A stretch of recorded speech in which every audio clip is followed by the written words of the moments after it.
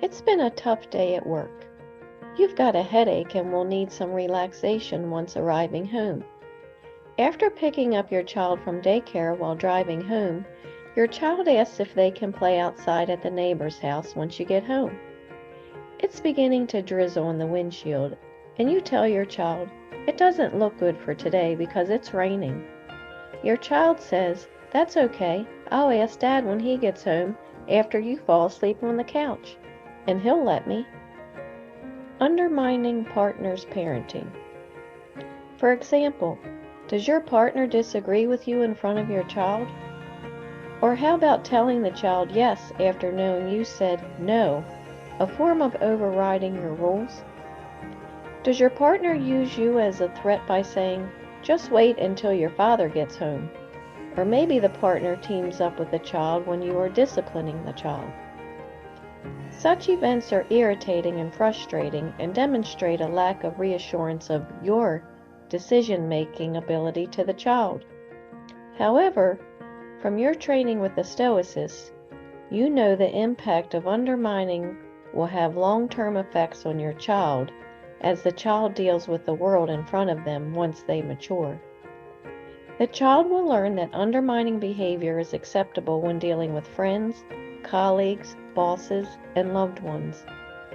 It's a habit that as we parents will have caused our children to learn. And as with most bad habits, it will be very difficult for them to unlearn. So, after hearing your child's response, you tell the child that they will need to check the board at the top of the refrigerator to see who is in charge of the child this evening once you get home.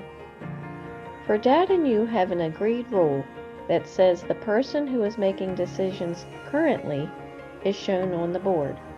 And for tonight, the board will show your name. Your child lets out a sigh because they know the rule. You smile inside knowing that you and your partner have found an amicable way to support each other's decisions. That little board hanging at the top of the fridge has been a blessing indeed.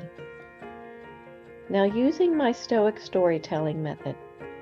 My partner makes decisions for our child without my input. What should I do? For one man to take something from another and to increase his own advantage at the cost of another's disadvantage is more contrary to nature than death, than poverty, than pain, and then anything else that may happen to his body or external possessions. Cicero. Do nothing from rivalry or conceit, but in humility count others more significant than yourselves. Apostle Paul. I will control my temper and ask my partner that we develop a plan together to address the decision-making process when dealing with our child. I realize that instituting a system regarding who should make decisions at a particular time would be a good starting point for us to develop our plan. The character trait I improve was looking for opportunities to improve a plan when the current plan is failing. Thank you for sharing your mind with me. For your continued success, hear my secret. To get ahead of your child's game, work jointly with your partner to correctly set the aim.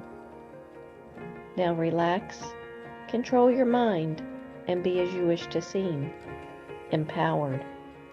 Remember, it's the situation keeping my connection with him. I'm Lori Stiff, the Stoicist, and I believe in you.